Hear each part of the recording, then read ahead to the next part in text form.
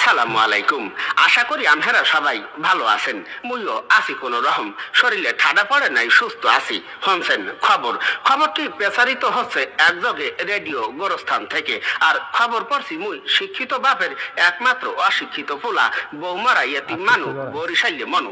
প্রথমে শুনবেন খবরের শিরোনাম। বরিশালের হুগলাপুর গ্রামে পুকুরে নাইতে যাইয়া ব্যাঙ্গের শাড়িতে এক বিধবা রারি মাতারি নিহত।